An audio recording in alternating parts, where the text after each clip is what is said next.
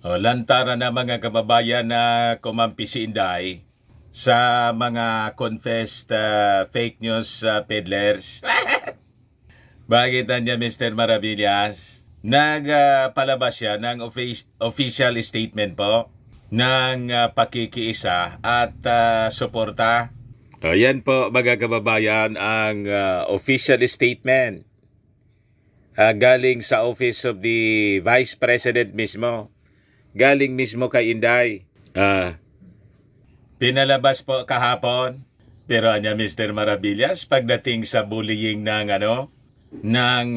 China sa ating Philippine Coast Guard, walang official statement si Inday. Mayroon din pa. Kaya lang hindi maintindihan. Talaga itong impact leadership po. Hindi po ako ang may gawa nito Yung impact leadership yung nag-publish ng balita po. Hugas naman tayo kamay. Hugas kamay tayo, Pilato. Ayan po. Top government officials on China's latest aggression against Philippine vessels in WPS. Si Inday po, nakasulat sa Chinese. Baka joke lang naman po ito ng impact leadership. Kasi sa totoo lang, wala man pong statement si Inday. But before ko mga kababayan ibigay sa inyo yung full story, click subscribe mo na po mga kababayan dito sa ating YouTube channel. And hit the notification bell para lagi po kayong updated sa mga kaganapan dito sa ating bansa. Like and share na rin po ninyo ng ating video. At huwag na rin po ninyo mga kababayan na skip yung ating mga commercial ads para tuloy-tuloy ang pag-unlad ng Bagong Pilipinas. Sa mga naghanap pala po ng malinis and spacious fitness gym, bumisita lang po kayo sa aming Colossal Fitness Gym.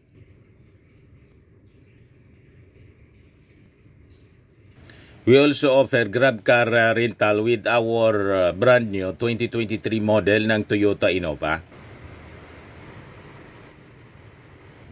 We also accept booking for those who are planning to travel via PAL, Cebu Pacific, and other airline companies, local and international, and bills payment po for Meralco bills, PLDT, etc. Ang Colossal Fitness Gym ay matatagpuan sa 3rd floor ng Security Bank Building, Lanco Business Park, Legazpi City, Albay. For inquiries, look for Jilon Maravillas. Contact number 0966-802-0949.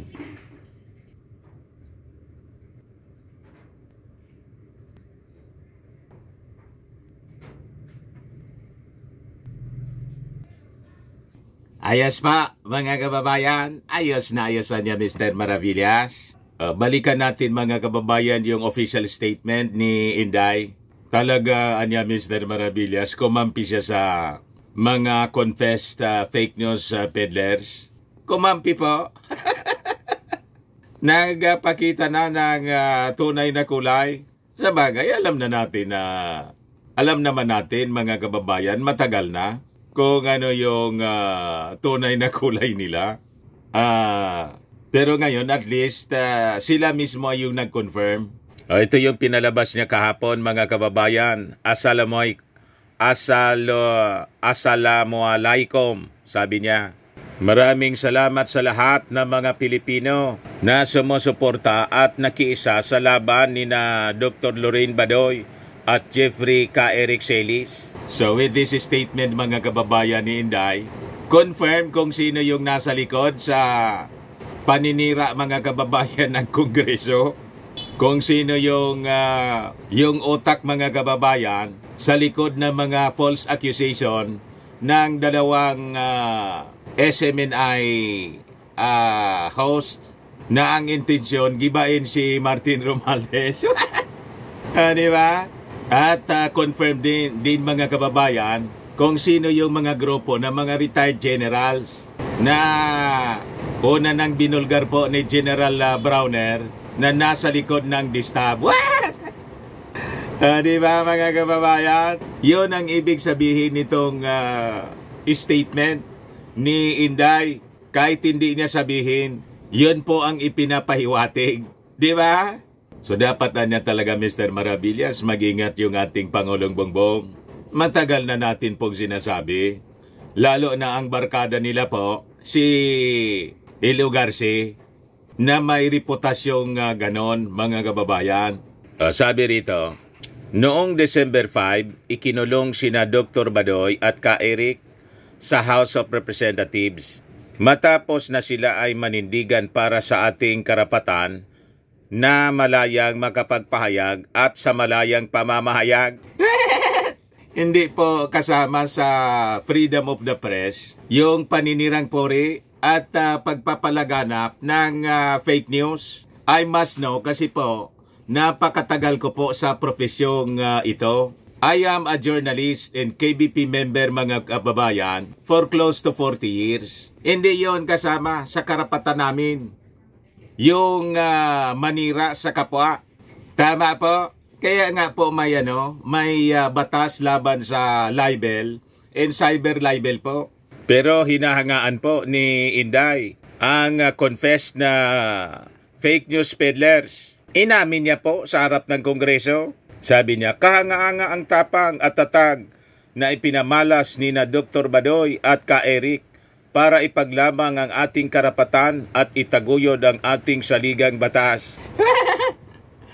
Yung mismong saligang batas po, yung vinayolate ng dalawa, sabi doon sa investigation, nadamay nga pati yung nadamay pati po yung SMNI, tambak yung violations. Hindi lang yung franchise ng SMNI,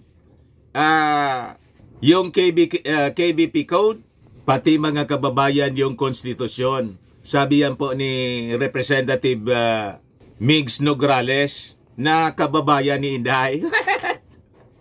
So sabi niya, una nang nagpakita ng katapangan at karapatan sa bayan sina Dr. Badoy at Ka Eric bilang bahagi ng matagumpay na kampanya ng Duterte administration laban sa terorismo ng insurgency o insurhensya sa ilalim ng National Task Force to End Local Communist Armed Conflict.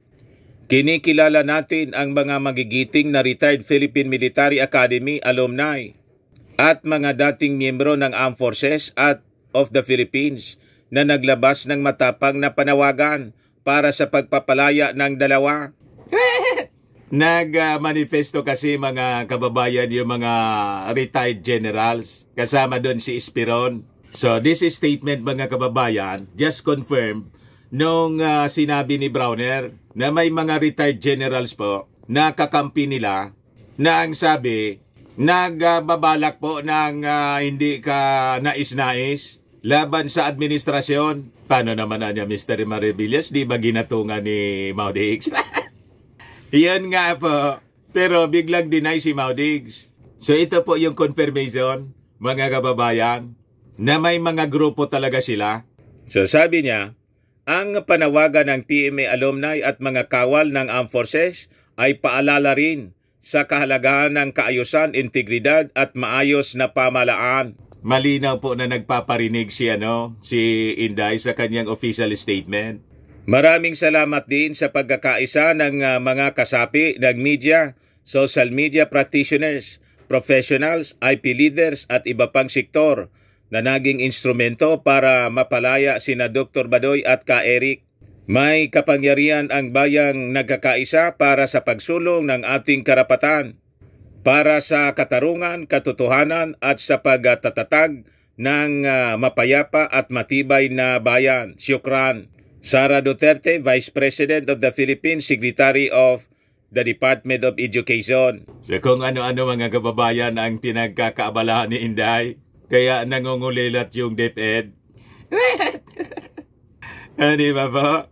Di niya, Mr. Maravillas, with the statement ni Inday. Alam na ng ating Pangulong Bongbong Marcos kung ano yung gagawin po.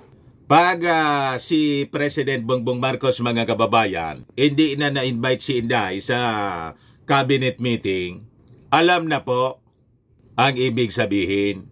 Lalo pa kung sa susunod na biyahe, foreign trip ng ating Pangulong Bongbong Marcos, hindi na po si Inday yung caretaker ng ating gobyerno. So, aabangan natin mga kababayan yung mga magiging future actions ng ating Pangulong Bongbong. Meantime, magmasid muna tayo po. Pag nangyari yon, nag-ibig sabihin, tuluyan na pong nawasak yung unit team. Sabi nga natin po, pag nawasak ng tuluyan ang unit team, wala man pong walang kasalanan yung ating Pangulong Bongbong. Ang lahat pong kasalanan nandun kay Inday at sa kanyang pamilya, sa kanyang kampo po.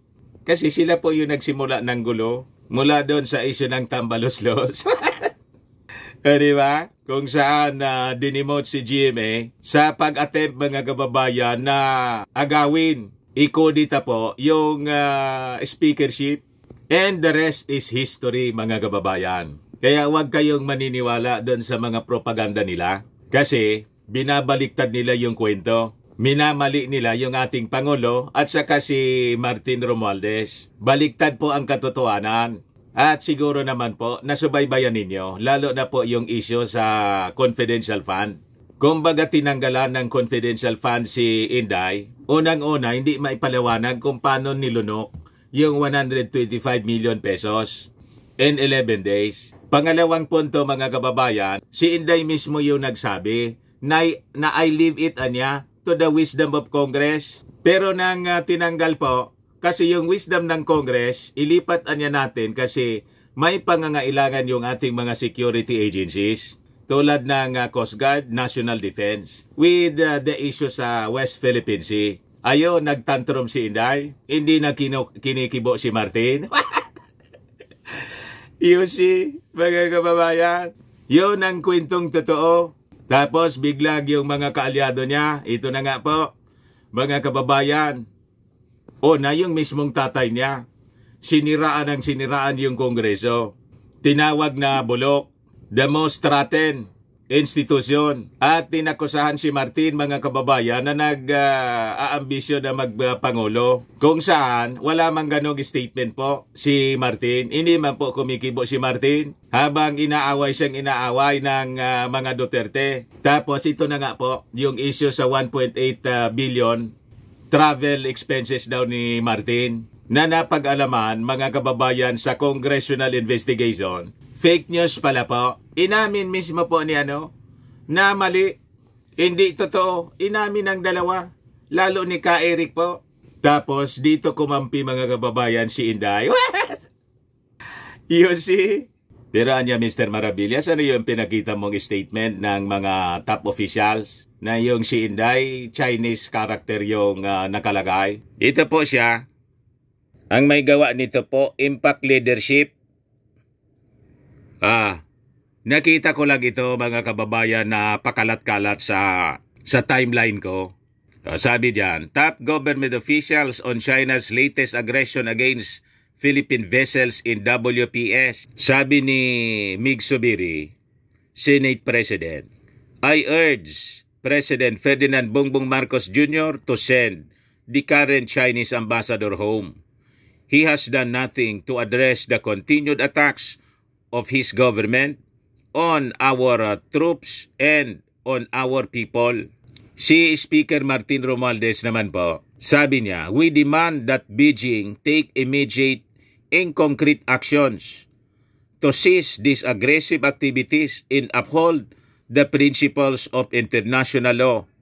The Philippines stands firm in its sovereignty and jurisdiction over Bajo de Masinloc in its territorial sea. We will not be intimidated nor will we stand down in the face of these unwarranted and illegal actions. Pero si Inday po, hindi maintindihan yung isinulat ng impact leadership. Nakasulat po sa Chinese characters. Bakit naman niya Mr. Maravillas ganyan? Actually, sa tingin ko po, pang-asar na lang naman po ito ng ng impact leadership. Pero makahulugan ang ibig sabihin po. Kasi sa totoong buhay, wala man pong statement si Inday. Ever since mga kababayan, wala. Never na nagpaabot ng kanyang saloobin si Inday. Other than po, mga kababayan, nung Independence Day yata yun ng China. Nagpalabas siya ng statement. Pero, sa salitang Chinese, yan lang po mga kababayan. Pero dito sa issue ng West Philippine Sea, never na nagpalabas ng statement kung ano yung kanyang stand mga kababayan dito. Kaya alam na ng mga mamamayang Filipino kasi kung ano yung saloobin ni Inday. Di ba? But anyway, choice niya yan mga kababayan. Sa 2028, tayo po yung magdidesisyon siyempre. Ayan man lang po mga kababayan. Baka lang gusto ninyo itong itry. Firmax Firming and Lifting Cream. Pinapahid po sa mga pulses in affected area. Mainam po sa paninigas ng mga kaso-kasoan. Ito naman po, Automax Radiant Serum. Sa mukha naman yung application. Anti-aging po siya. You will look 10 years younger than your age. Sa mga cancer patients naman po, baka lang gusto ninyo itong itry. Ning siya red mix fruit drink. Hindi man po siya gamot, food supplement siya. Kaya lang, gawa siya mga kababayan sa goji berry. Yung goji berry may anti-cancer properties. Ayos pa, yung mga inquiries ninyo po, dumiretso na lang kayo sa aming messenger sa Facebook para masagot namin agad. Ako po si Dante Maravillas. Bye-bye po. God bless.